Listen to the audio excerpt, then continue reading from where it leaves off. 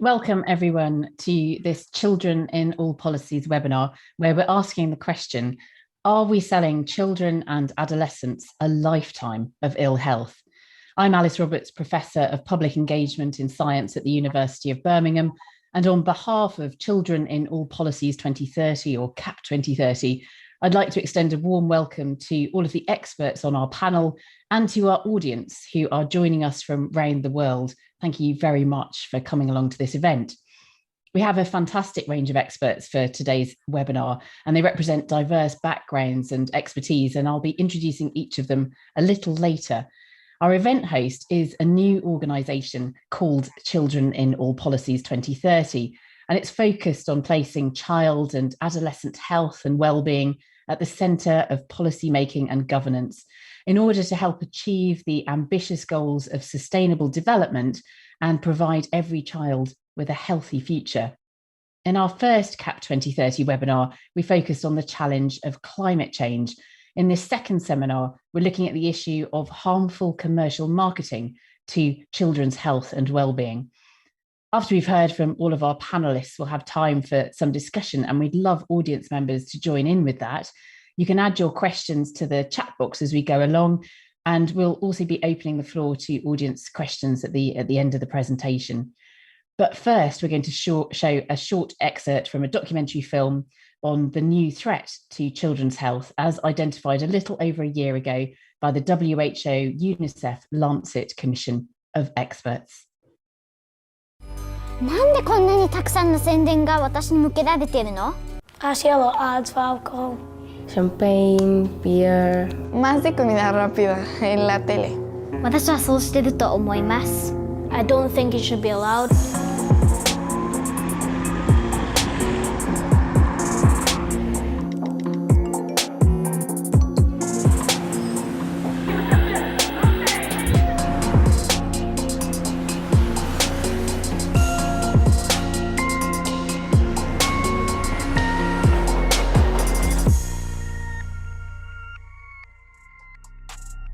No es una buena influencia para los niños.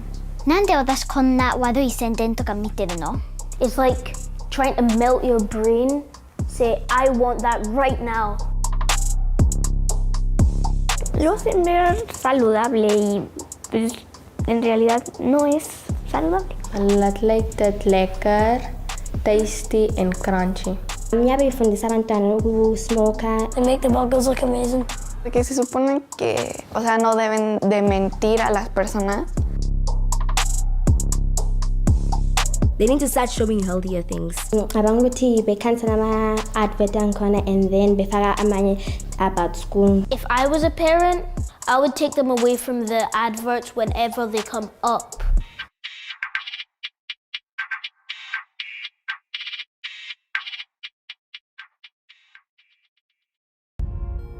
Obesity is at its highest level in history. The number of obese children and adolescents has increased more than tenfold since 1975 to 124 million today. Increased 11-fold and going up? Why do our children see up to 30,000 TV ads a year on junk food and sugary drinks? There's now credible forecasts which say that on existing trends, the full global cost of diabetes by 2030 will equate to 2.2% of GDP, of global GDP. This is a staggering figure. We have a lot of pressure coming from the industry. The mobilization, the commitment is not one day, it's for life. And then get onto social media. This is the Wild West. Do we want to leave everything, our children as commodities, in a big unregulated market? It's outrageous.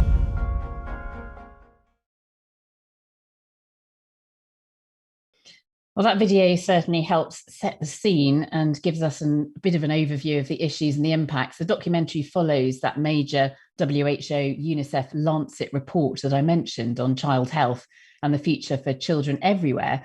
And in that short excerpt, we saw Dr. Anthony Costello, who is with us today. Anthony is Professor of International Child Health at the UCL Institute of Child Health. Anthony, why did the report commission select harmful commercial marketing as one of the key thematic areas? And what do you think it is about this issue that elevates it among other threats to child's health globally, such as malnutrition and disease? No, thanks very much, Alice. It's a really good question. I mean, just as a background for people that don't know, we issued this report last year at the WHO-UNICEF-Lancet Commission. It was called A Future for Our Children, ? And we actually saw the two co-chairs in that little clip. There was Helen Clark, the former Prime Minister of New Zealand, and Awa Cole Sek, who's the Minister of State for Senegal. And there were 41 experts from all around the world. And as we've heard already, a whole number of issues came up, but three really big ones: climate change, which we discussed last time, commercial exploitation, and of course, the broader thing, which we called the name of this movement, getting children into all policies of government. Because if we're going to tackle any of these sustainable development issues, we need to do that. And we're working with 9 countries right now. And we've had very generous funding from the Children's Investment Foundation. But on your specific point about commercial exploitation, I mean, I think, you know, you've seen the points already and we'll hear the discussion, but I'll make 3 quick ones. One is that the advertising world has really changed dramatically in the past 5 to 10 years. Now that, you know, we've got online and digital, and almost every child in the world has access to a mobile phone, and there are no rules. And big companies like Facebook, Google, Amazon, and others collect data on everyone. And they know about children, their age, their gender, you know, where they live, their income group, their gaming habits, their ethnicity, that can all be measured by algorithms and the like. And they do this for free without permission, basically. And there's a whole advertising companies that sell this data on to the big ones. And some of those advertising companies actually make the games that the children play so that they can then target them even more effectively.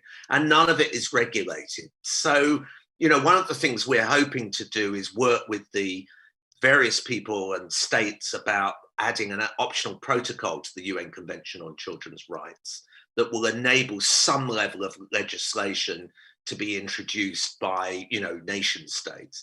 Second thing is, I mean, we've heard about the usual suspects.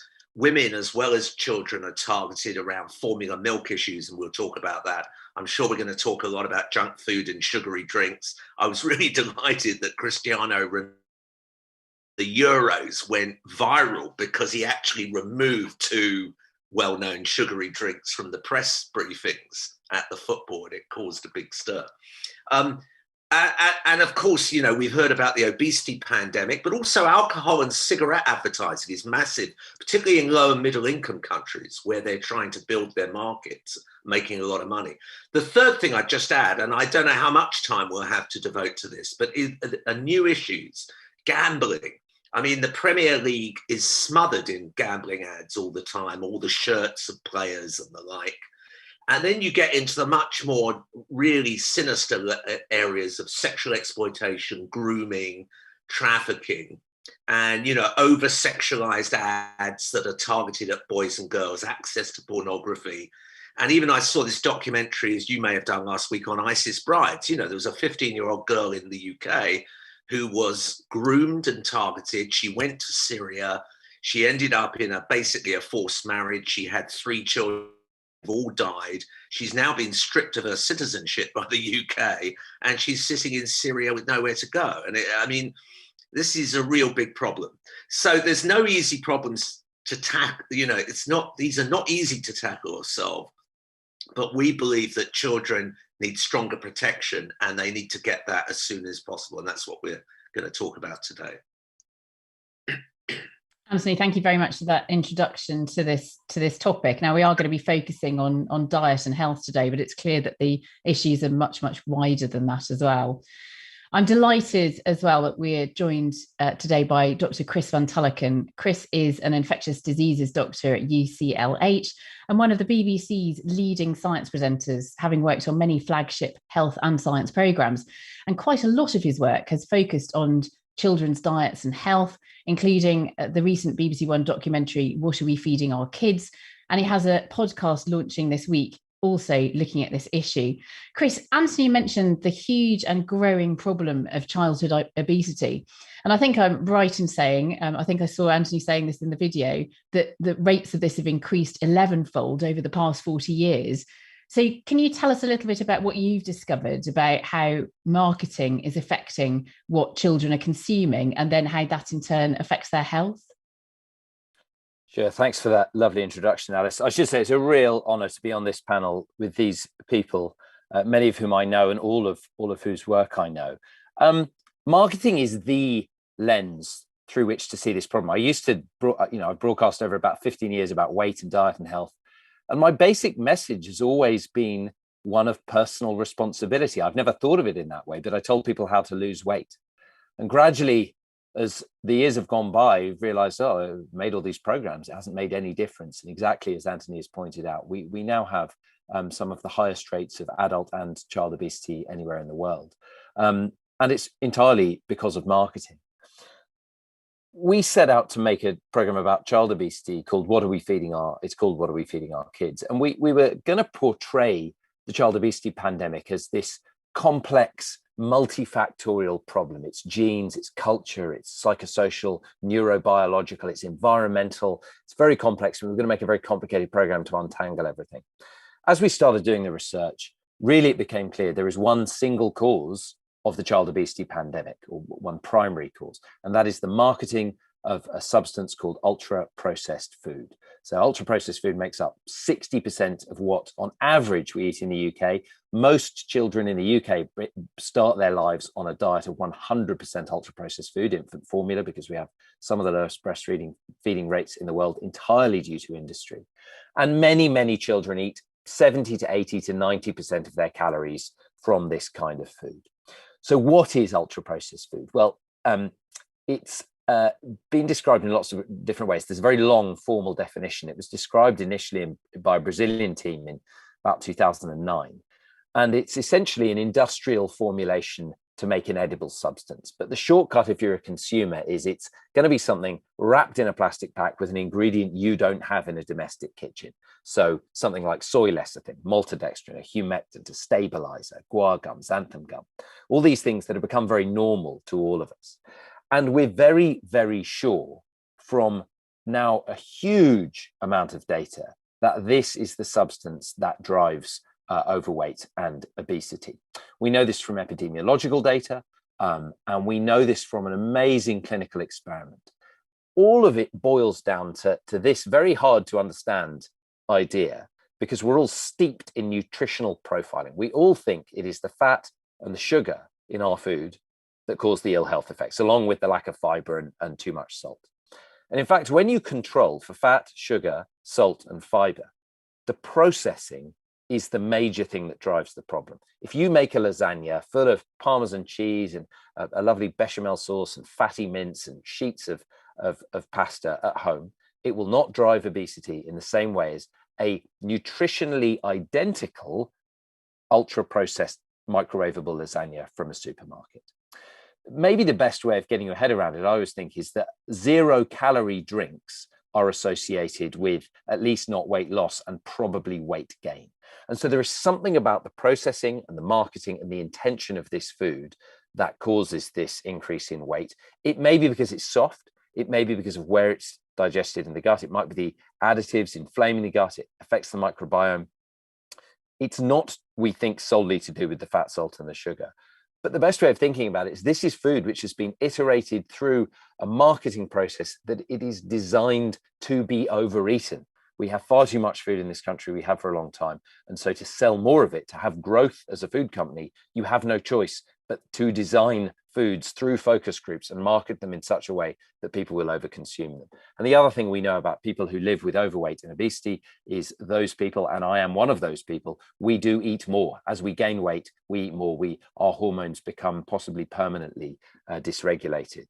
So the marketing, we know from infant formula work, which has been somewhat successful in some places, and we know from our efforts with the tobacco industry that you have to start with the marketing. You can't ban this food. It makes up such a huge part of our diet. It's such an intrinsic part of the global food system.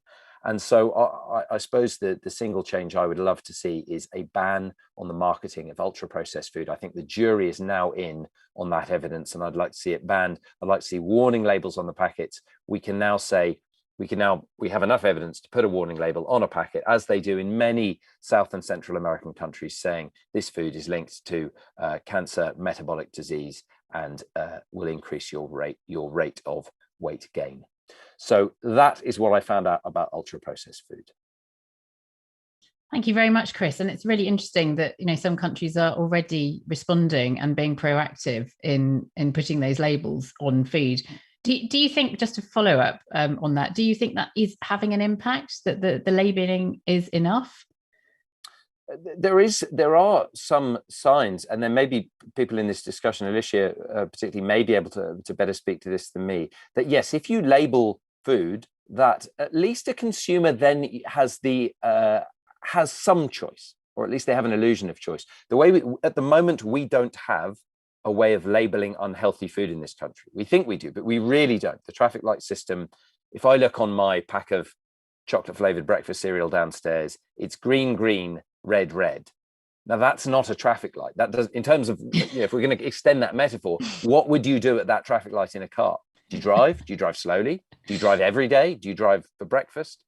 So then we have this high fat, salt, sugar designation, which allows companies to reformulate. And we know this from the infant formula industry. You can have a low fat, low sugar product in the same box as the high fat, high sugar product. And you can advertise the healthy one, and that will sell the unhealthy one. When you walk into the shop, you buy the unhealthy one. And we know this from infant formula. You can't sell infant formula. You can sell follow-on milks, and you can market them. You put them all in the same pack. You create a brand association and a brand loyalty. So at the moment, we lack a way of categorizing these foods. And yes, labeling them is the first step, not the final step, but definitely the first step. Thank you very much for that, Chris. And we'll be returning to this, I think, in our discussion. The next member of the panel that I want to introduce now is Dev Sharma, who co-chairs the Bite Back 2030 Youth Board. Now, Dev, you've successfully campaigned for a restriction of online junk food advertising in the UK.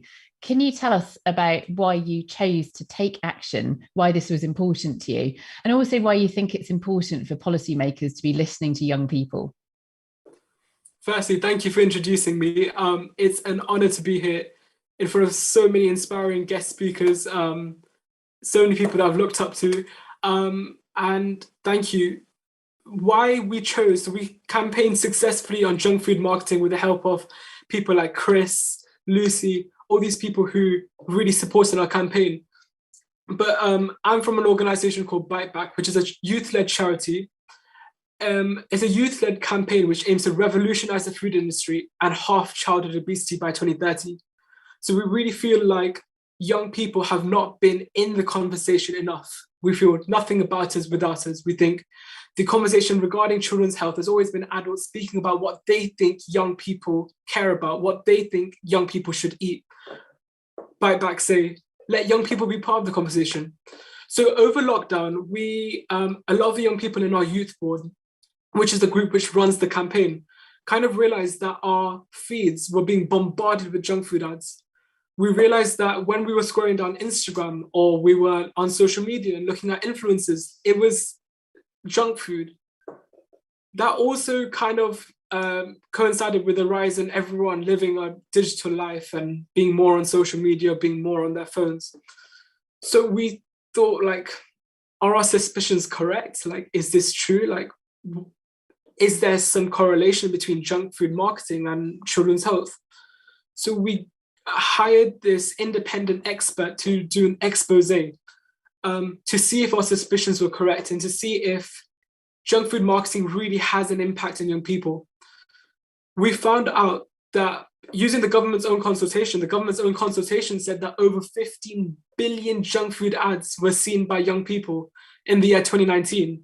And that must have skyrocketed by the time we would have been in 2020 and living a more digital life.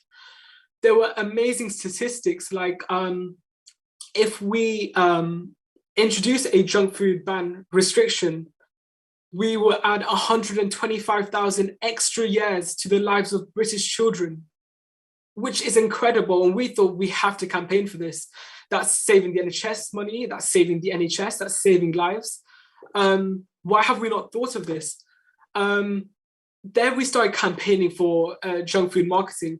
I wrote an open letter to Matt Hancock calling for a complete ban on junk food marketing, kind of listed the reasons. I think we were also kind of incentivized, not incentivized, but wanted to write a letter to Matt Hancock, because the normal formal ways of communication would have been a consultation, right? And we would have, the government opened up a consultation about junk food marketing, and we as young people would have given our thoughts. But the consultation was more made towards academics to reply or big business to reply. It wasn't suitable for young people to reply. So we did an open letter, and we kind of said, if you're a young person, if you want this to happen, sign the open letter. And we got several thousands of young people to sign up, show their support. And ultimately, we got a meeting from the health minister, Jo Churchill, which is incredible. She reiterated the importance. She actually supported the policy and said how much the government wants to commit, and then, you know, put politician jargon, blah, blah, blah, blah. And a few months ago, and I think, like a few weeks ago, we actually saw confirmed that we are going to see a junk food restriction, which will be not just for young people, but also for adults. We'll also incorporate a 9 p.m. watershed. And that was basically the campaign. And it was really nice to see young people involved. It's nice to see so many adults supporting. That's where the junk food marketing kind of hit our eye. Yeah, Deb, that's amazing, and you know, well done first of all in taking that action, and also you must feel really satisfied that you have made a difference already, and I hope you continue making a difference. But I mean, how extraordinary that the voices of young people weren't being more involved from early on. It just seems extraordinary that people were creating all these policies without actually talking to young people or inviting your opinions. So thank you for making sure that your voices were heard. And we will hear more from you in a bit. Now we're going to take a wider perspective and hear from Alicia Galvez, who's Professor of Latin American and Latino Studies at Lehman College and of Anthropology at the Graduate Center, both of the City University of New York. The factors that shape our food systems are often rooted in very high-level economic and trade policy. And Alicia, you've examined the role of economics and trade on the food system in Mexico. Could you tell us about these high-level forces and how they can lead to some of the problems that Chris talked about, for instance? Sure. Thanks for the question. It's a pleasure to be here today. I think it's important to think about trade, and I want to start with the caveat that trade, is the kind of thing that made my eyes glaze over, and I think a lot of people think doesn't really have anything to do with our lives. But when I began to look at the rise of diabetes and other chronic diseases in Mexico, I began to see that trade gets not only onto our plates, but it gets into our bodies in very pernicious ways. And so even if we don't know about what the trade policies that kind of govern our territory are, it's definitely having an impact on us and our health. And if I think about the question that framed this panel today, are we selling, children and adolescents a lifetime of ill health? I think, unfortunately, the answer is yes, when we look at trade policies, because trade policies really are about facilitating the free flow of goods and capital around the world. It's about lifting restrictions so that corporations can operate in a nearly unfettered manner throughout the globe. And as awareness has arisen in some parts of the world about the dangers of ultra-processed foods and sugar-sweetened beverages and other products, we can go to firearms, cigarettes, pharmaceuticals, a number of issues, but focusing only on the beverages and foods for today, we can see that there is nowhere in the world that has been spared an influx of these products. They're ubiquitously available. And yet, for the most part, regulation of these products and the marketing of these products is still on a case-by-case, nation-by-nation basis. And corporations are intentionally taking advantage of the fact that while some countries have started to clamp down, many countries have not. And so their goal is to stay just one step ahead of the regulations and to market shamelessly, knowing that their products are dangerous. They just continue to market, hoping to get, new customers, hopefully getting lifetime customers around the globe. And we really need to think about how trade levels, it's designed to level the playing field in the hopes of spreading prosperity. But what it really does is it levels. There's a regulatory isomorphism that happens where countries are not only encouraged, but in many cases required to adopt the lowest common denominator of regulations. And so the loosest, most lax regulations become the norm, even for countries that previously had more strict regulations.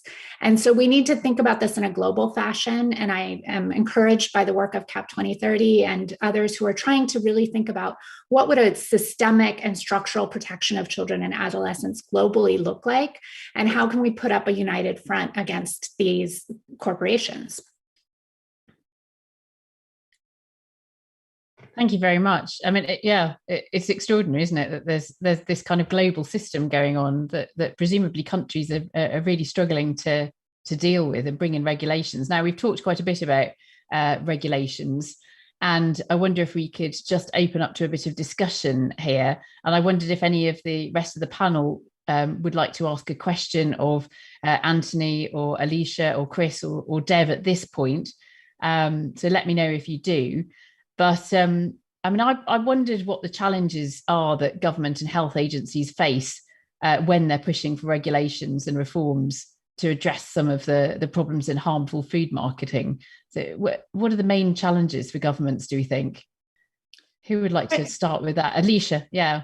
Chris raised a question in relation to that. I think the labeling question, if it's okay, I could address that. I think Mexico is a place that's been heralded rightfully for being very aggressive about its product labeling and its soda tax, and has really done a lot to kind of fight against the influx of this corporate influence. And very wonderful scholars like Marion Nessel, in her book. So, fighting against soda politics and winning. When she says winning, she's referring to Mexico. But I want to push back a little bit, because I think actually we may have an overly optimistic faith in labeling.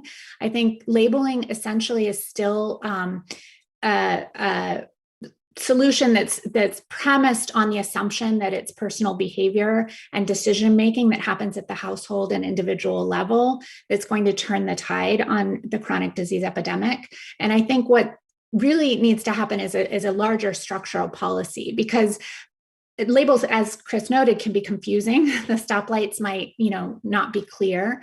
But also, labeling something doesn't make healthier options available or appealing. It doesn't make clean water. Potable water in many cases is still an issue. It doesn't make that more available or appealing. And so I think we need to really take a much more structural approach instead of constantly kind of reinforcing the messaging that the corporations really have marketed more strongly than even their products, which is that it's personal responsibility and individual decision making that determines our health. And really, it's this structural decision making that's allowing this influx and ubiquity of these products and all around the world that needs to be pushed back against in a likewise very systemic fashion. Thank you very much, Alicia. Does anybody else want to comment at this point? Anthony?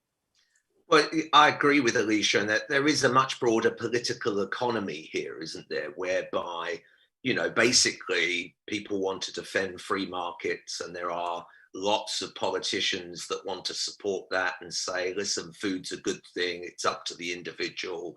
And, and there's a big shift. I mean, my mother-in-law, who died last year, was a domestic science teacher. And in the old days, she's from a northern town, and she taught a whole generation, or or more than one generation of people from quite a poor town, actually, in Yorkshire, how to cook. And that was something that was done, and it was, you know, part of the school curriculum and stuff. I think a lot of that's changed now. And in a society where you support the aggressive marketing of everything, and you don't invest so much, and you create a great deal of inequality, a lot of poor people, they don't have time to cook. Many of them have not been taught how to do it. They're going for fast foods because that's the cheapest option. You know, we're all part of a kind of political economy that needs to be, frankly, changed. And it is linked to climate change and all the other things that we're coming on to discuss. So it isn't a simple issue that you can just solve by one fix here or there. But I do think children is always the most important thing, because if you can invest in a whole generation to say, look, preparing your own food is not only good fun, but it's healthy, and giving them the opportunity to get access to decent, you know, primary products rather than everything packaged in plastic is a good thing to do. Thanks, Anthony. I mean, it does sound like there's a huge disconnect in what governments are obviously trying to do for their economies, and then anything they might be trying to do for health, and particularly the health of children. It doesn't seem to be joined up thinking at all. I would actually like to invite Mutali to speak as well, because Mutali, I saw that you had your hand up. Now, Mutali Nkunde is an expert on internet and technology governance. So I think you've got a perspective on this, Mutali.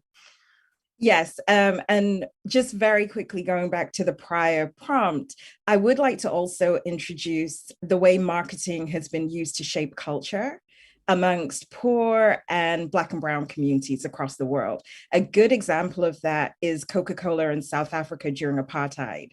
So Pepsi did not sell in South Africa because they did not agree with the apartheid regime, but the Coca-Cola company did.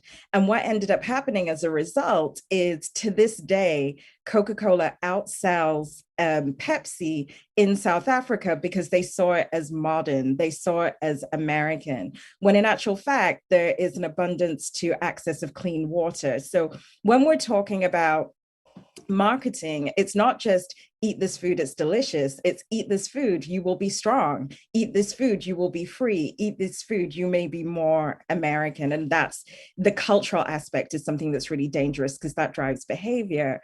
But in terms of how I come into this conversation, I grew up in the UK and I've lived in New York for the last 15 years. And for 10 of those years, I've worked in the tech industry and specifically been very, very interested in the way algorithmic decision-making impacts Black lives. And I always joke that I left the UK to go and complain in a different country, very British, but here I am. And one of the things that I've been working on now for the last 5 years in Congress is this idea that algorithms that drive what we see on our social media feeds should be accountable to a higher standard. And for those who don't know, when you're on social media and you see an ad or you see a message, that message has come to you through a technical system driven by what the brains of the computer, which are the algorithms that really dictates what you see. And there is evidence here in the United States that people from low income backgrounds, so this is definitely a class discussion. I definitely would agree with Professor Costello, as well as people from negatively racialized backgrounds. So that's Black people like me and other non-white minorities are more likely to be fed messages that drive low consumer behavior. So if we think in the food context,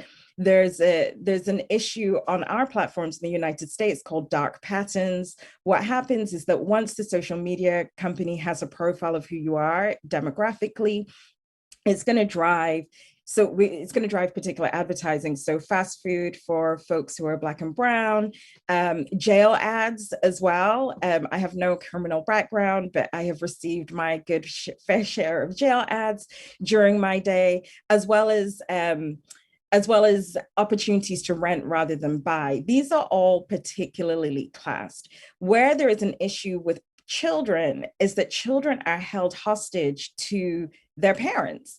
Their children are in custody in most cases.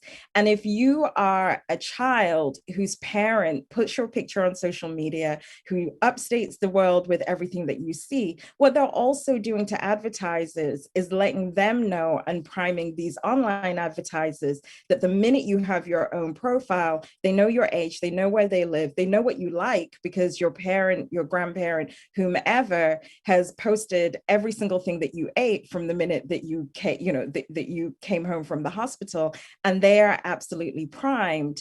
And so the work I've been doing in the US is really to advocate for the creation of an agency that looks at the impact of algorithmic activity on vulnerable groups. So in the vertical of advertising, we would actually have to test how many ads for junk food are being delivered to this demographic group.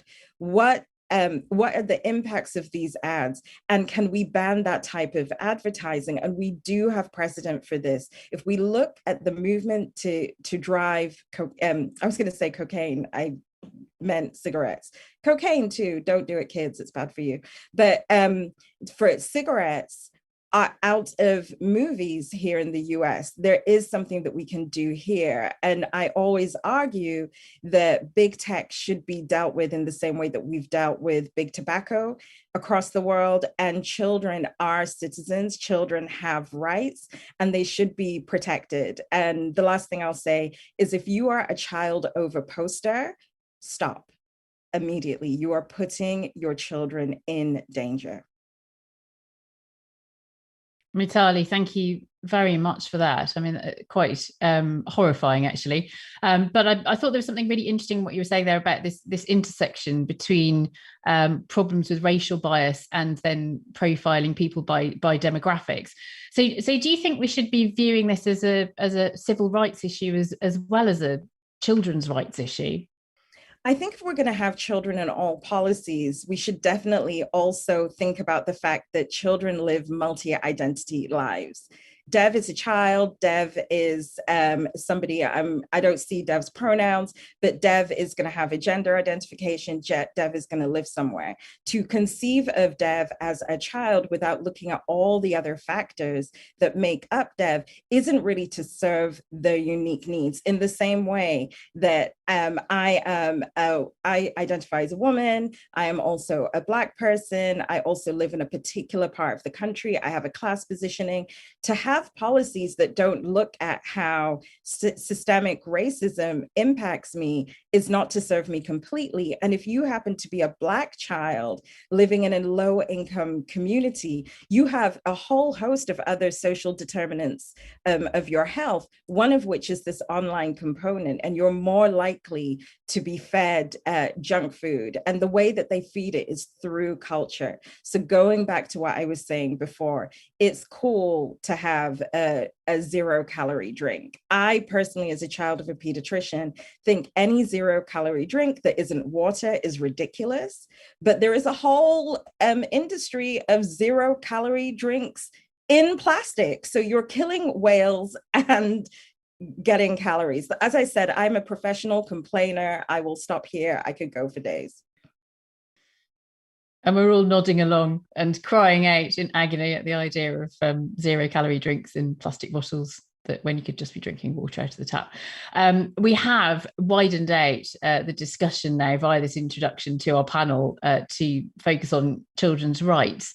So we've talked about marketing, we talked a little bit about labelling, and then we're moving on now to looking at this issue in terms of children's rights and how marketing could actually be contravening young people's human rights to a healthy and happy life. So to further consider this issue, I'd like to introduce Professor Ranjana Ferreo, who's an academician and trainer with an extensive expertise on children's rights.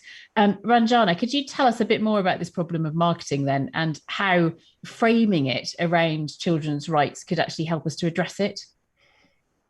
Thank you for the question, Alice, and thank you for this opportunity to be a part of such a distinguished panel. Countries around the globe are committed to halt the rise of childhood obesity. Every child must enjoy a healthy childhood, which brings benefits throughout their life. The international human rights laws and country legislations recognize different rights of the child. Few countries have laws which ban junk food advertisements and regulate the sale of junk food in and around schools and other places where children might find them. But even if the ad has been banned on the television, the product is still available in the market. Companies are frequently looking to trigger the buy button in the brain of the child.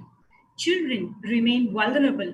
We have an obligation to protect them from harmful impact of marketing. It's a global problem and we need a global approach. Marketing has caused a change in traditional dietary patterns. Children are now learning to eat unhealthy food. Midnight snacking has become a new norm. Traditional marketing has transformed into digital marketing. Neuromarketings make sure that a product or advertisement acts positively on a child's brain. Such a practice is banned in some countries. Some countries are adopting behavioral marketing, advertising that is specifically tailored to the age, gender, interests, and activities of the child. A child of 6 to 8 years old cannot differentiate between advertising and content, nor do they have the necessary judgment and maturity. Studies have shown that children react differently to marketing messages. Marketing companies try to use real-life situations to appeal to children. They make the product look trustworthy and reliable with scientific studies from doctors and scientists. Companies misrepresent goods. False nutrition claims are printed on packages. For example, in an advertisement of pizza, they make the cheese look more cheesier by adding glue to it. Eating harmful foods can cause more than 200 diseases. It affects children's right to development. The United Nations Convention on the Rights of the Child defines a child as a person below 18 years of age.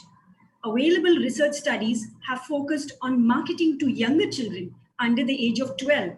These studies have also been carried out in developed country context.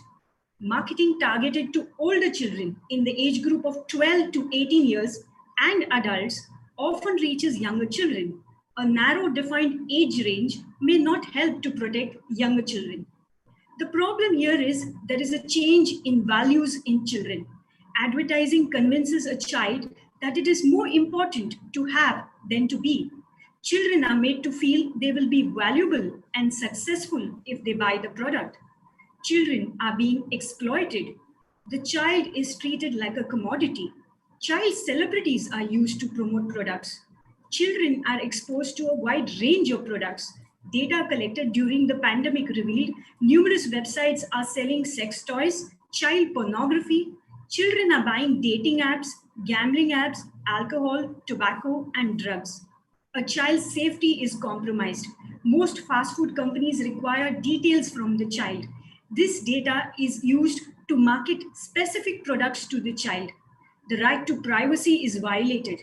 There is an urgent need to protect commercial privacy.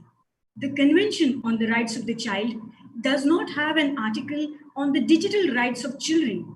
Therefore, there is an urgent need for a new protocol. Marketing is creating a society. If you're hungry, get fast food. We need to make a world a better place for our children. There is an urgent need to regulate it by defining the term marketing directed to children. Ranjana, thank you very, very much for that exploration of marketing and children's rights.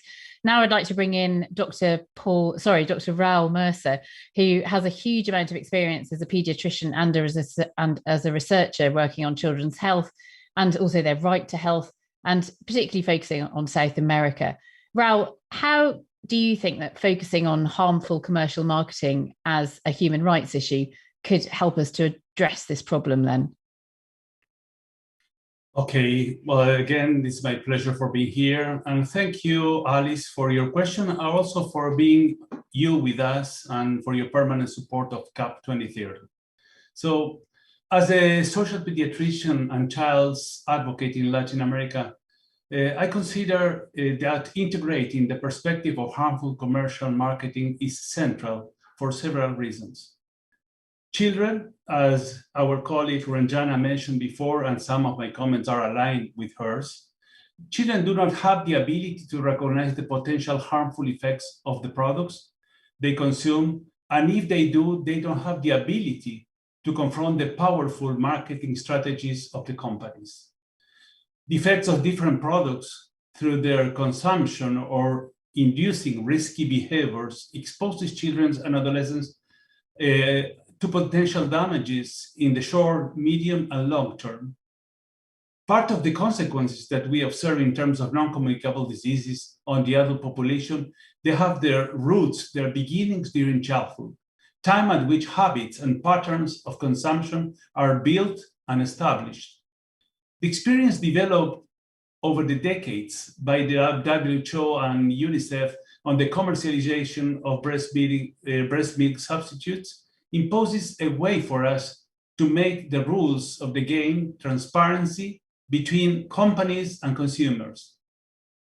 As health professionals, including scientific societies and governments, we have the responsibility to advocate for a greater understanding of the magnitude of the problem and provide practical and proactive responses in the defense of the rights of the children and adolescents. Companies know a lot about life course approach when promoting products and gaining the fidelity and loyalty of young populations for the consumption of a given product. Corporations have the science of life course and how to put it in practice. They know the business. As I mentioned before, consumption patterns develop from early stages of life, and it is in this way children build and develop their materialistic thinking. In these circumstances, and at this time of life, children confront a true crossroads of their future well-being, where the developing child must progressively gain the evolving capacities for early citizenship in order to be recognized as a subject of rights and not as an object of marketing. We have the evidence that marketing strategies also violate many rights contemplated in the Convention of the Rights of the Child, such as the right to health, to freedom, to nutrition, to information, to privacy, to well-being, among others. So I think, and I understand, I would say the word of social pediatrician, we understand that this is time to establish clear rules of the game.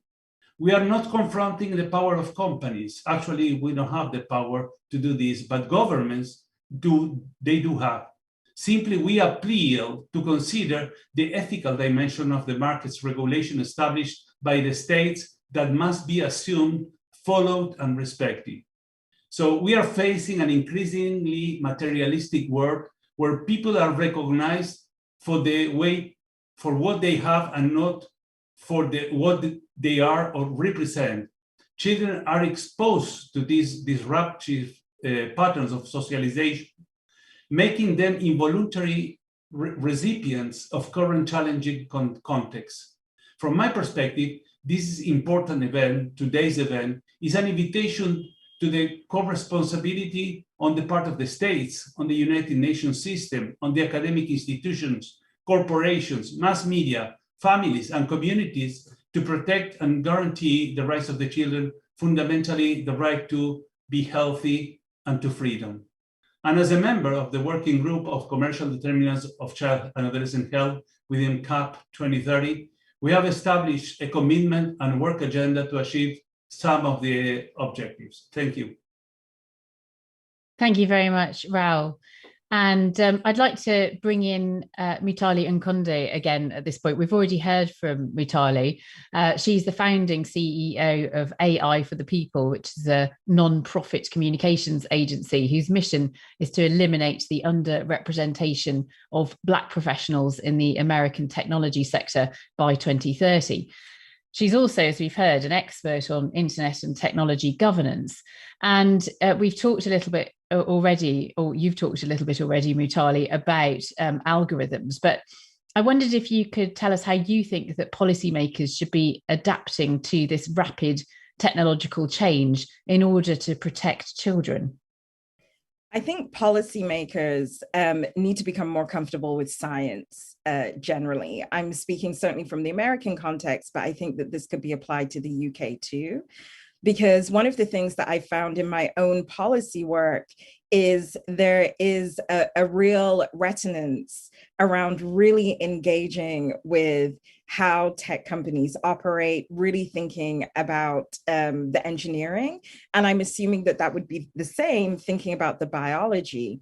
And so when one of the reasons that I moved from policy advocacy specifically and into communications was that I realized that the work that we can do through narrative is going to really get us to that movement space, because it cannot just be the academics, it cannot just be, it's not going to be industry, right? To make these case. Parents need to be outraged and policymakers listen to people that vote for them.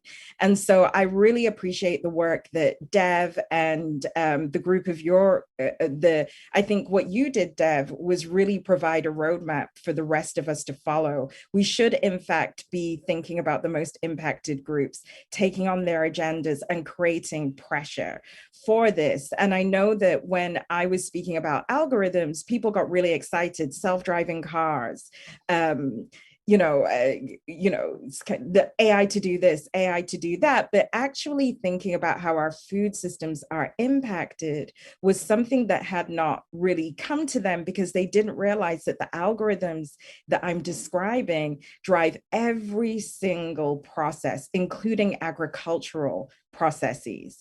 And what's starting to happen is if you are somebody with privilege, somebody with access, then you are more likely to want to get whole foods. You are more likely to want to get to cook. Back to what Professor Costello was saying, I grew up in the UK, as I said. I went to a private school in Yorkshire, and one of my core subjects up until GCSE was cooking. It was expected that I would know what a carbohydrate is. I would know what protein is. I would know. And when I got to university and started to speak to friends that had gone to comprehensive schools, I'd forgotten in their areas, this wasn't expected. But because I had been assigned a particular class position, the idea that I could feed myself and feed myself adequately was a priority. And I think we need to, with policymakers, make this technical literacy a priority, because the way food is delivered, not just the production, but the way we form our relationships with food, are now in the palms of our hands. It's not necessarily even going to a supermarket. We've been in lockdown where many of us have ordered food. And my question to the rest of the panel is, if I'm ordering food because I can't go to the supermarket because it's COVID, am I really looking at those food labels? Am I really, do I really have that access to information? And the answer then becomes no. And in closing, one of the things we thought was really successful was switching this to a consumer argument and saying that as consumers, at least in US law, and I have to believe it's the same in the UK, we have the right to correct information. If you are putting a food label which has 100 letters, 78 of them are X's and Y's, I don't know what that is. That isn't a label. That is just a string of letters. And it doesn't give me any information about the food that I'm buying for myself or what I'm feeding my family. Thank you very much, Mitali. Well, now we've heard from all of the panel and had a little bit of discussion internally, and I've thrown a few questions at you.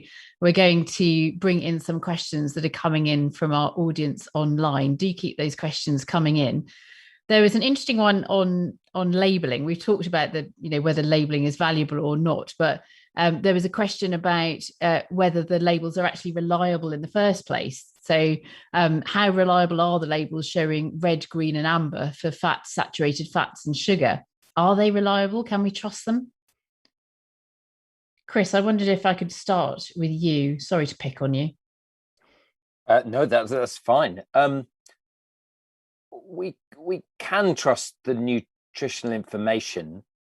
My point really with the labelling is that unless obesity is a peculiar situation, because we are in such confusion, and the confusion isn't because it's a complicated topic. The confusion is very deliberately generated in exactly the same way the tobacco industry generated confusion. So we have exercise is medicine, an entire trademarked philosophy that was invented by a drinks company. We have our major ultra-processed food producers sponsoring sporting events and sponsoring children's sporting events, local sporting events, as well as international ones. And so the labeling, I mean, to briefly answer, I suppose, yes, I do think that the labeling is correct in terms of if it says there are 1.7 grams of sodium in the pizza, there probably are. That's all quite independently regulated. But none of us eat nutrition. We eat food. And so unless we start to understand that there is a category of commercially produced food, the intention of which is to drive weight gain, and that commodifies ill health and weight gain, we can't really begin. That is just your beginning until we define the category. And from that, I think all the other changes that everyone else has spoken about with this specific example, are really helpful. But we have to understand obesity and everything that everyone is talking about. Many of the mental health problems our children suffer from, many child health problems, are commerciogenic disease. They're not accidents, they're highly profitable. And until we realize that we must actively resist, the status quo is not just happening because that's the way the world is and kids love sugar. The status quo is there because it suits people, because all of our pensions are invested in these companies. And now we have things like Nestle donating 2.5 million to the World Health Organization Foundation. So to hijack your point completely, until we create a gulf between industry and research, between industry and regulation, we're not going to solve this problem. But the marketing subject that we're addressing today, for me, is just the lens through which we can see the whole problem. Thank you very much, Chris. Sorry, and no, it was fantastic. And there were a couple of elements there that I'd like to come back to in a bit. But we have got a live question coming in because we've got Lucy Westerman with us, who is the policy and campaigns manager at the NCD Alliance, which focuses on NCDs, on non-communicable diseases. Lucy, would you like to join us and ask your question? Hi there. Thank you so much for opening the floor to me. Yeah, it's great to hear. And I have to say, I chuckled at Chris's comment there about donations to the WHO Foundation because it's an interesting challenge.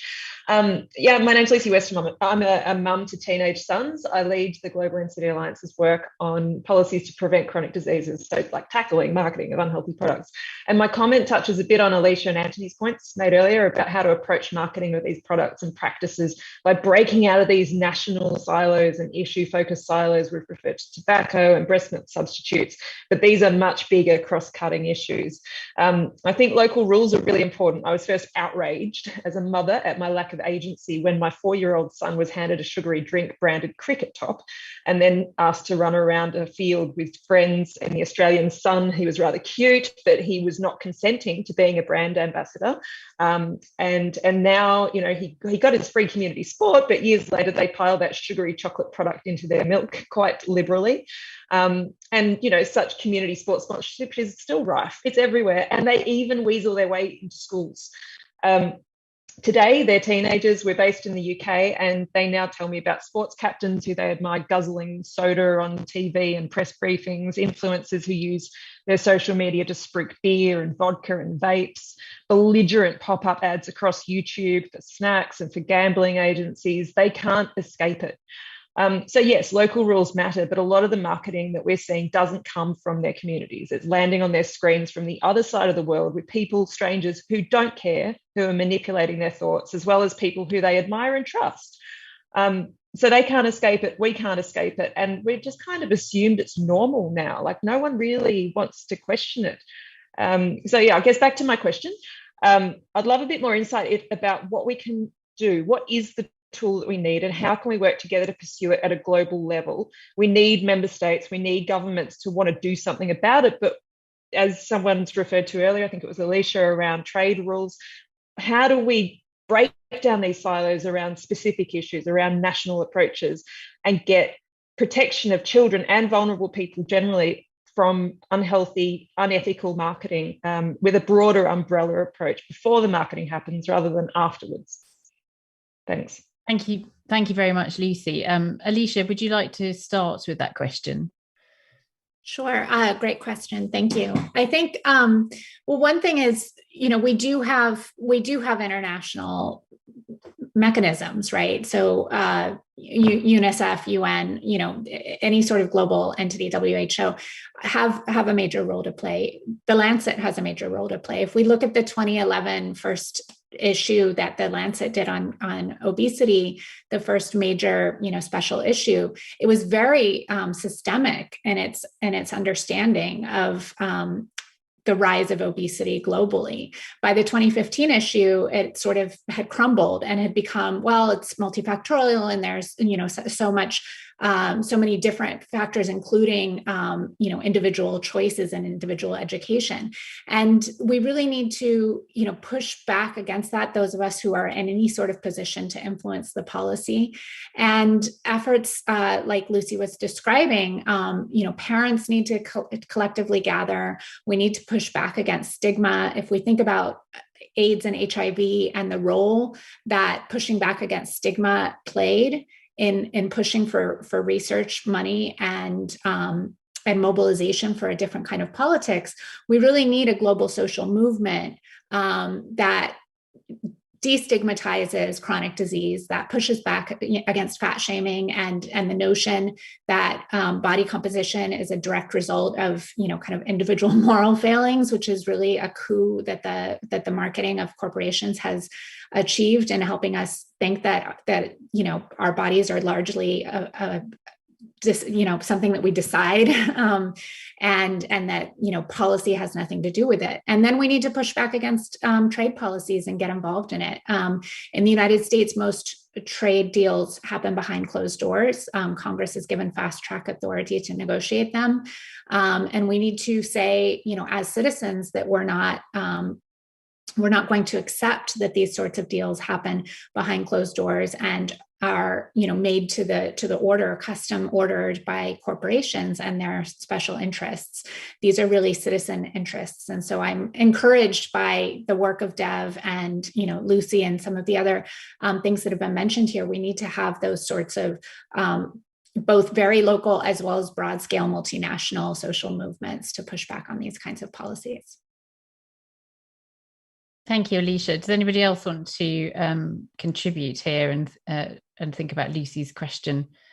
I mean, I kind of picking up on what you were saying there, Alicia, and also some of what Mitali was saying. I wonder whether any corporations are leading the way, or I mean, it was interesting what you said to Mitali about Pepsi and Coca-Cola in South Africa, for instance.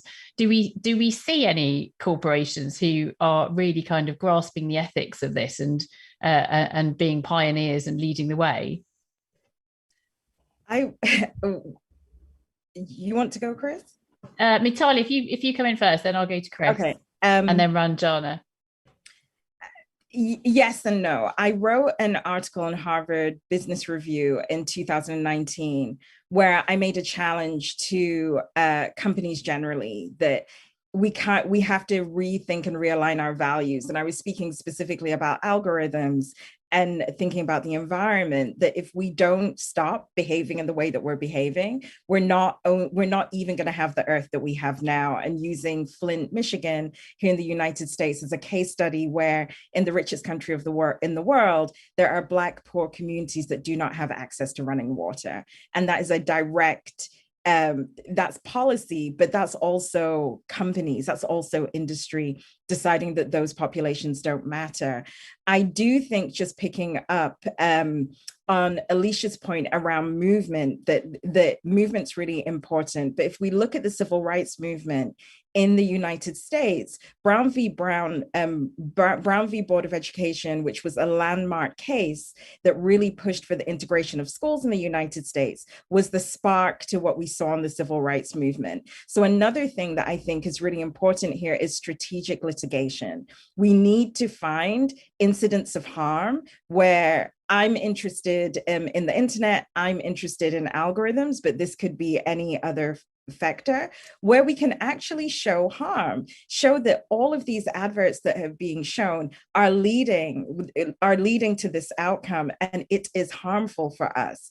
And if you look to the global south, where because food systems are so different, I'm thinking specifically in Zambia, I'm Zambian, so I'm thinking of Zambia as an example, we don't have the same levels of cancer. We don't have the same levels of diabetes because we are much closer to our land. My family owns a farm. When we want fruit, we literally go and pick fruit, which is a physical activity. We wash fruit and we eat fruit. We don't wait for it to be packaged for us because we don't have that type of infrastructure. And I think if we start looking to the South, and if we start looking to Latin America, and if we start looking to agrarian communities, you're going to see the way that people in the UK ate a generation ago, and that needs to be popularized. And then lastly, I do talk about the organization I run is AI for the people, and the for the people part is this idea that we need to take power back from corporations and governments and demand the type of industry that we want to see. But the lack of regulation is a gift to us if we look at agri-tech, which I'm sure is a different Zoom. But what's happening in agri-tech is that because it's an unregulated market, much like the way Uber came in and disrupted taxis and Airbnb came in and disrupted hotels, there are ways of bypassing current legislation because you're working for a tech company. And a lot of my interest in food is now looking at these agri-tech solutions, which are all marketed around feeding the 9 billion people we're going to have on Earth in 2050, making sure that those people can have food. And as climate change encroaches, we're losing agrarian land. So how can we create fresh food in a way that's more efficient? And I'll stop there. Amazing. Thank you very much, Mitali. So Chris, you wanted to comment, and then I'll come to you, Ranjana. Chris. I'll try and be brief. I mean, I think a huge mistake is to see companies as stakeholders, as allies, as people we need to work with. I think the area I know best is infant formula. The purpose of the companies who style themselves as nutrition companies, as they have health institutes, the purpose is to sell as much infant formula as possible, ideally to reduce breastfeeding rates to zero. Not that everyone should be required to breastfeed, but it is the marketing that reduces the rate. And so if we rely on companies to police themselves, they have a legal obligation to their shareholders to generate sales, to grow markets. And the necessary product of that is ill health. And so keeping them as far away from the discussion as possible, to me, is you know, maybe that is even ahead of any other change, but limiting their influence over marketing and policy is just the absolute number one thing to do. And we see the other thing is we may have to replace some of these for-profit institutions. I mean, there are only 10 companies that feed us with not-for-profits. The companies may have to be destroyed and resisted extremely actively. It's because you are never going to persuade any of those 10 companies to make less money. They are unable to do it legally. They are utterly constrained, no matter how good people at those corporations are. And so I think, yeah, regulation, in my view. Thank you very much, Chris. And it's quite shocking, isn't it? There are 10 big companies, and that gives you an idea of the power that these corporations have. Ranjana, you wanted to come in and broaden out this discussion that's leading on from Lucy Westerman's question. I agree with the panelists, Mutali, Chris, and Alicia. Companies on one hand are doing active campaigns in schools. Like, for example, they do a campaign where children are encouraged to have fresh fruit juice instead of a beverage. They are also doing interesting campaigns like quit junk food campaigns and giving a prize or a gift to a child who's able to do it. But on the other hand, companies are adding sugar to products which sometimes do not need sugar in that product. Schools can play a very important role. Schools could have active campaigns like Safe Food and Balanced Diet, something what Mutali is trying to tell us. Eat Right Campus. Schools can have Quit Junk Food. Also, a very interesting campaign that can be done with school children is they can identify anti-ad campaigns, so the child can be encouraged to say no to eating sugar. The child is taught the right behavior to pick between the healthy food and the bad food. I think that would go a long way in line with what Mutali was saying earlier.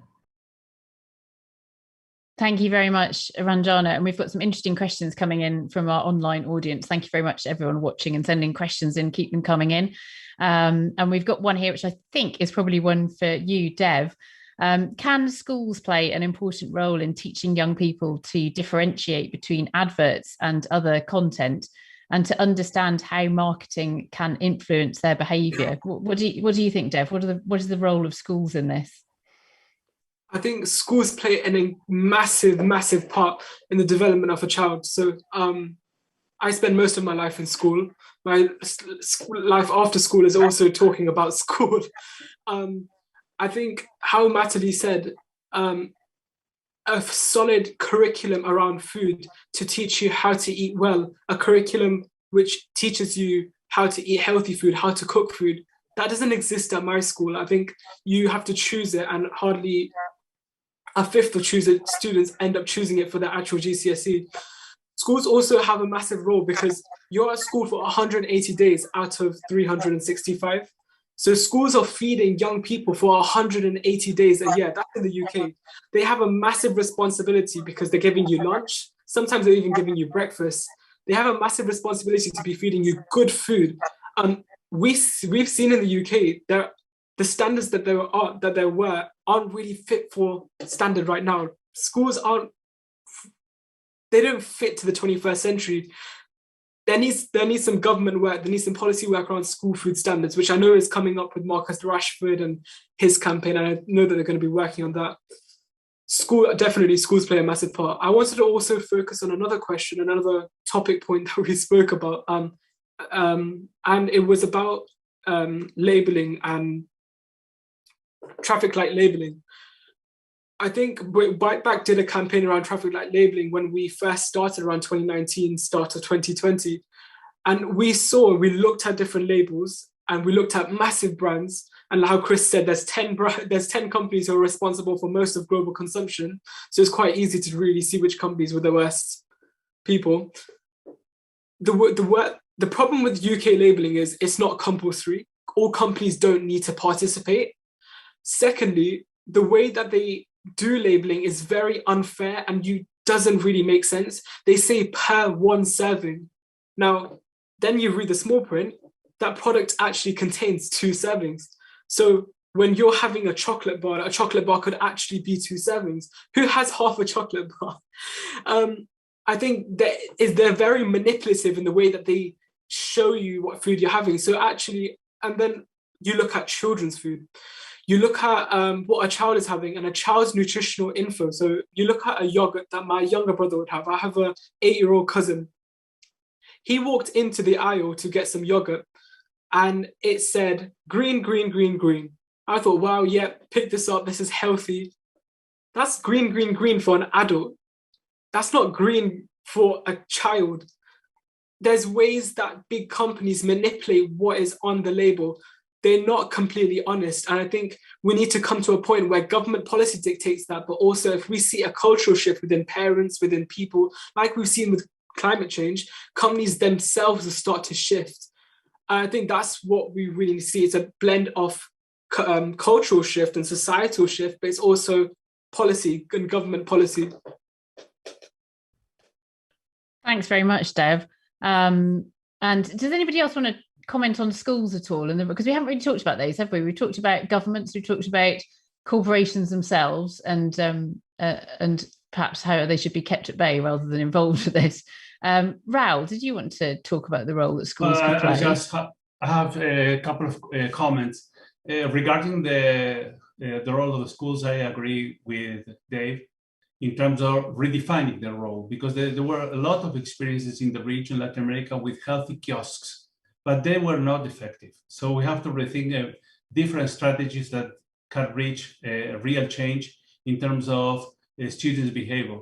And 2 more comments. One regarding Chris' comment regarding the the role of the states in terms of regulation. To regulate, you need a powerful state and a powerful government to assume a proactive role against the power of the companies. And this doesn't happen, at least in my country, where we are now trying to build a law to regulate labeling, and we now can see the way the companies are lobbying in terms of bringing resistance to the advance in these policies.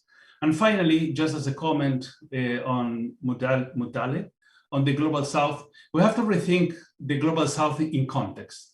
Just to let you know that Latin America is the most uneven region in the planet in terms of the distribution of wealth. This is the worst region in the planet in terms of the gap between poor and rich people. And obesity today is the new face of poverty. So just to understand that the way to approach this has to do, we cannot reduce this problem as a calorie or a food equation. We have to understand all the interests that are around playing these complex issues where education, regulation, marketing, they all are important, and in this sense also to improve the life conditions of people that has become a disaster as a syndemic consequence of the COVID pandemic.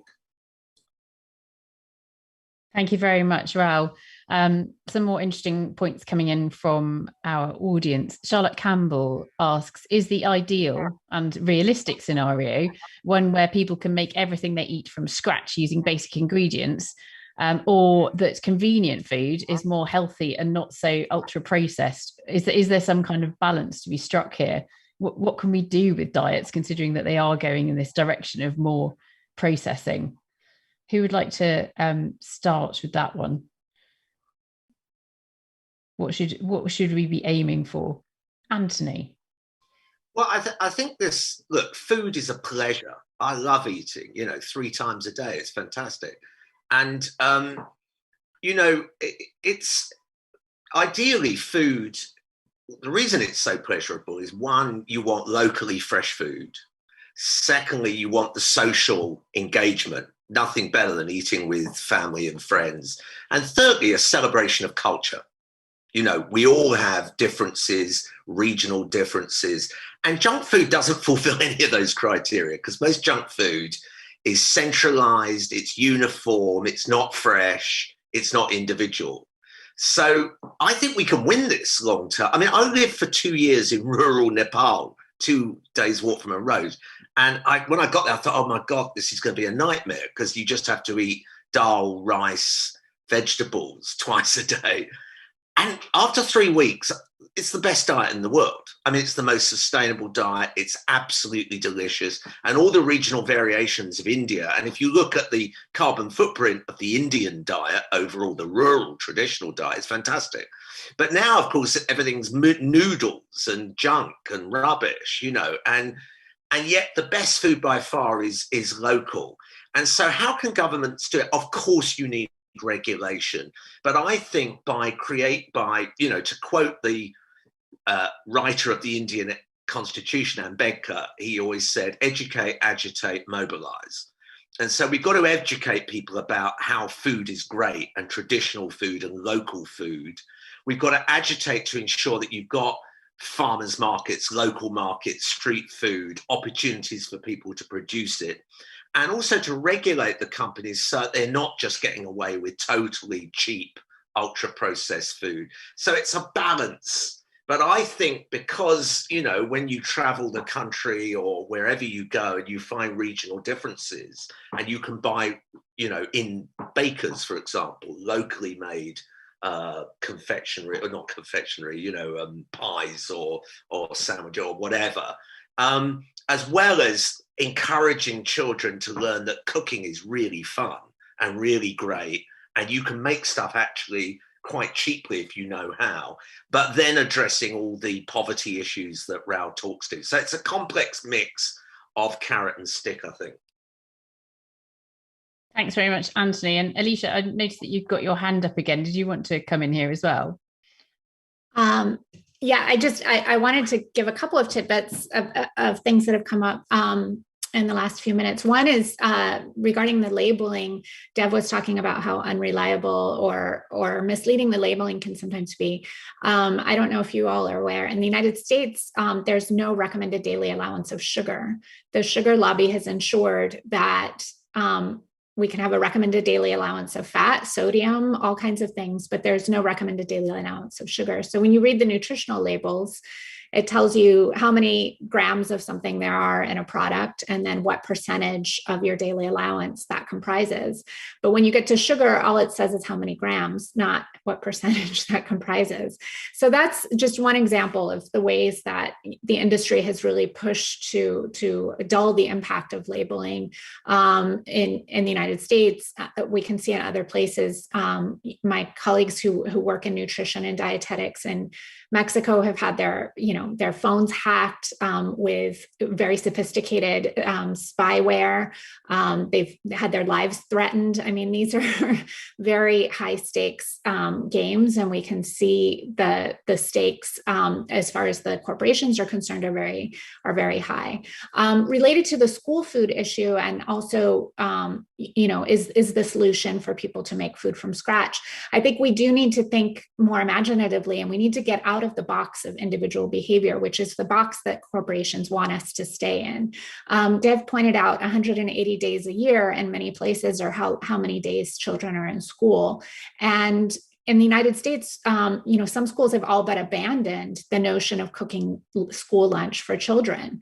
Most school lunch is ultra-processed foods. Most schools have gotten rid of their kitchens, or they have them, but they don't use them anymore. They get boxes of pre-prepared, almost shelf-stable, oftentimes frozen, processed foods that they heat and serve for children. So children may not see, and on those 180 days that they're eating breakfast and lunch in school, anyone preparing food. And there's, lots of wonderful efforts, Edible Schoolyard and other things like that are trying to promote,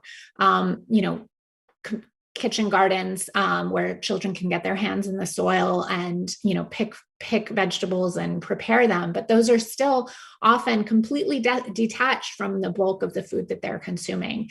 And so the same way that we need real food to be prepared in schools, we also need families to have more supports. It shouldn't be a question of every individual struggling to prepare their own foods. And there's really wonderful research that shows that historically, a lot of food preparation has been communally shared. And as the same forces of globalization have rendered multi-generational families that are based in a single location more and more difficult, we need to recreate that through chosen family and institutional support, so that each individual parent is not preparing a meal 7 nights a week, but that there are other options besides the ultra processed foods, so that there's sharing or semi-communal kitchens where people can get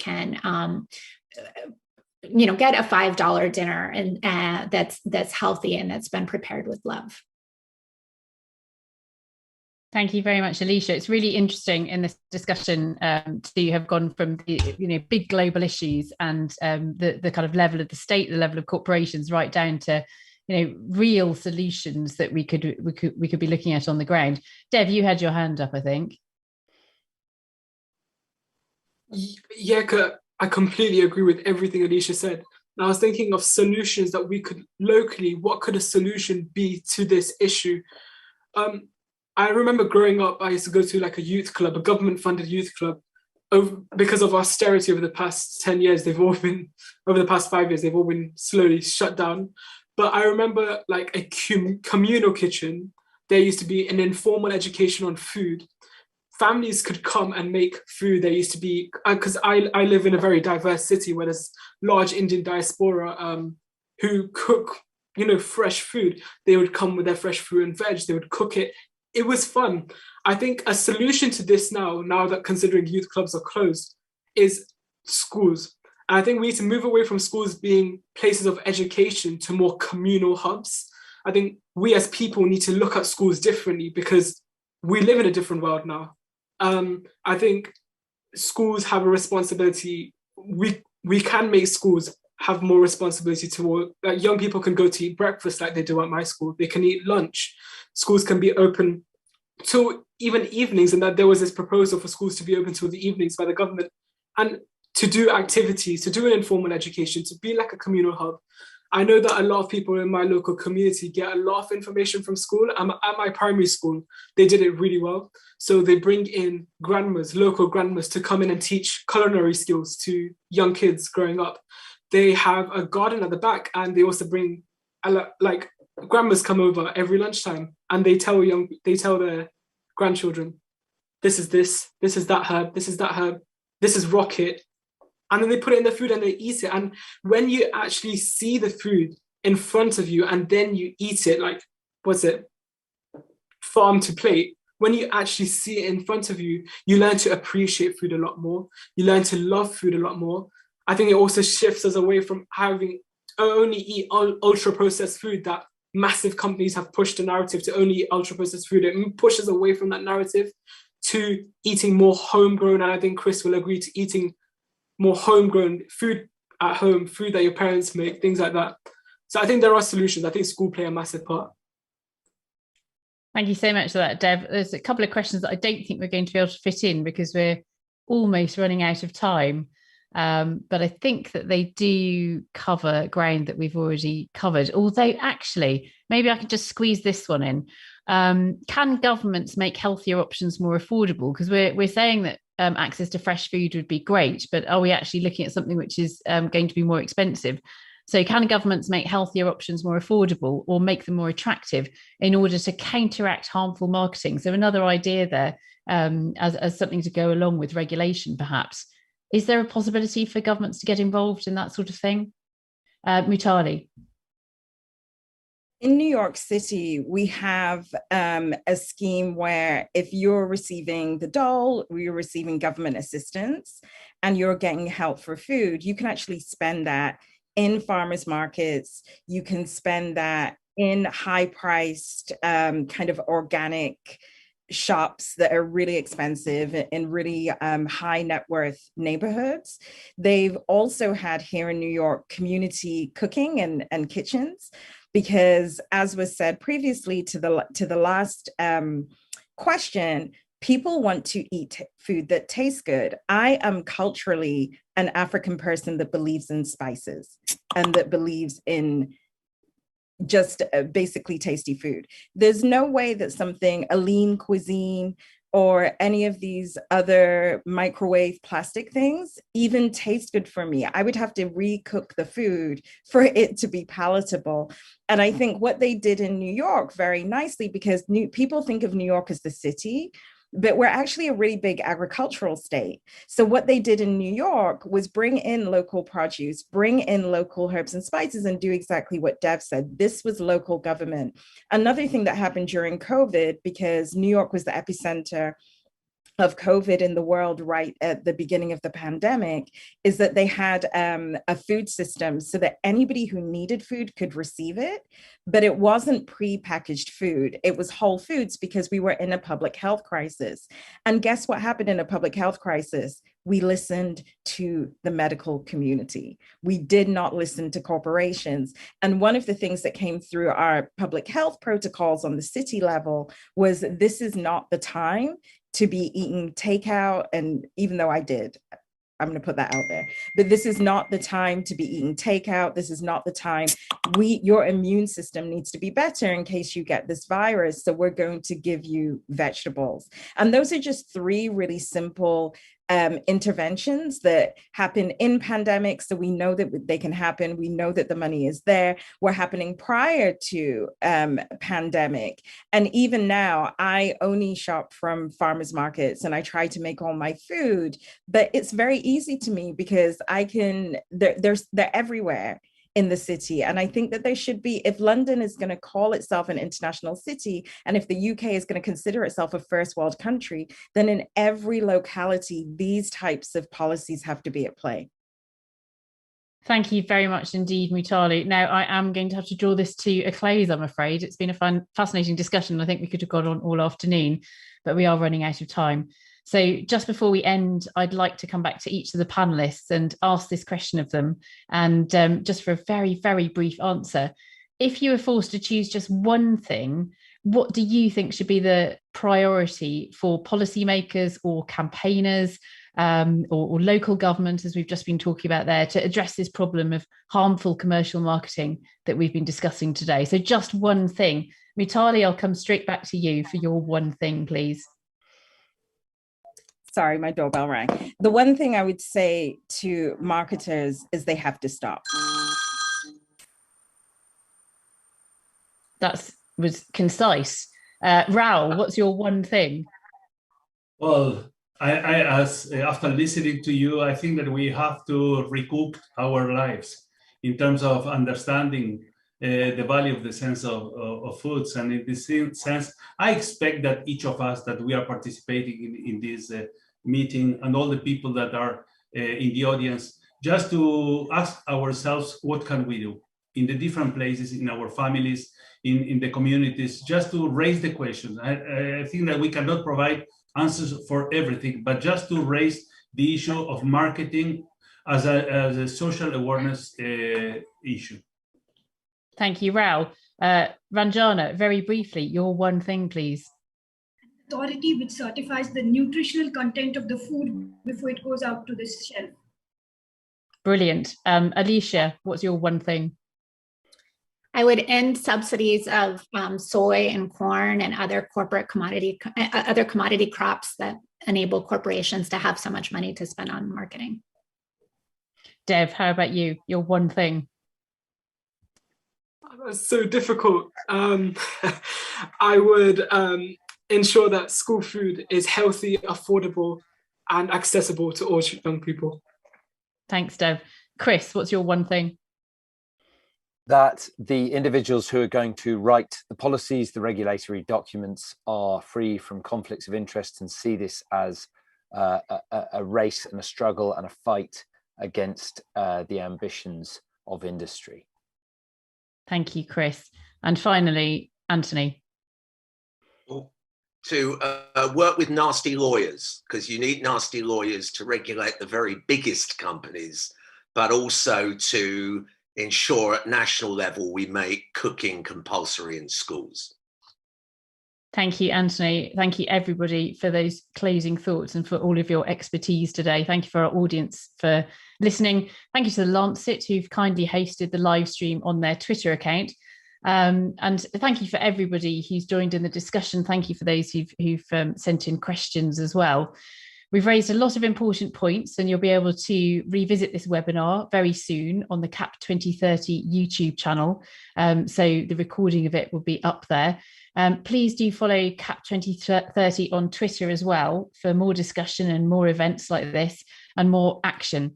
And you can find out more information about CAP-2030 and their work more broadly on improving children's health on their website, which is cap-2030.org. From me, from the panel, thank you very much for joining us today. Goodbye.